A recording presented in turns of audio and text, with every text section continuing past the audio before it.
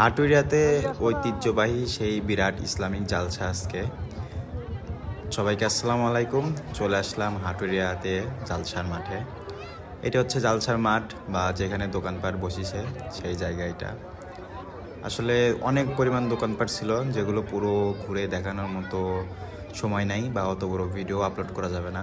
Just ছোট্ট একটা mini blog বা মিনি একটা ভিডিও। এইখানে আপনারা পুলিশ বক্স দেখতে পারবেন। পুরো প্যান্ডেলের মাঝখানে একটা পুলিশ বক্স আছে যাতে কোনো রকম কোনো বিশৃঙ্খলা সৃষ্টি না হয়, কারণ বিরাট ইসলামিক ঐতিহাসিক সেই জালসা। আর এই জালসাতে অনেক দূর দূর থেকে মানুষজন আসে, সেজন্য নিরাপত্তার জন্য অনেক প্রশাসনের মানুষজন এইখানে আছে বা পুলিশ আছে। দেখতে পাচ্ছেন অনেক ধরনের দোকান বইছে। এই জালসার যে প্যান্ডেলটা করা হয়েছে বা দোকানপাটের জন্য যে প্যান্ডেলটা করা হয়েছে এটা হচ্ছে হাটুরিয়া মাঠে। এটা হচ্ছে হাটুরিয়া মাঠ। আর এইখানে বিশাল দোকানের এক সিরিয়াল ধরে দোকান উঠছে এখানে। আর এই যে আমাদের কাকা, সে হচ্ছে দোকানদারি করতেছে, তার কেমন জানি আত্মীয় হয়, সে আত্মীয়র দোকানে বসে দোকানদারি করতেছে। সন্ধ্যা হয়ে গেছিলো, সেজন্য আর ওইরকম করে ভিডিও করা হয় নাই। তো চলেন আপনাদের এখন জালসার প্যান্ডেল দেখাই বা জালসার মঞ্চটা দেখাই। এইটা হচ্ছে জালসার গেট।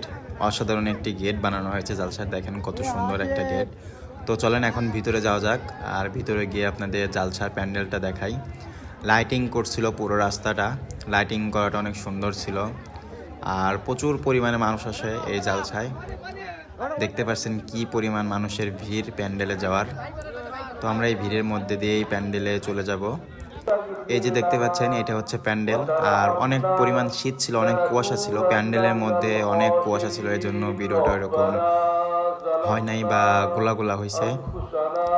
তবে যে পরিমাণ শীত পড়ছিল এই শীতের মধ্যে এরকম একটা প্যান্ডেল আসলে মজাটাই অন্যরকম। তো এটা হচ্ছে জালসার প্যান্ডেল।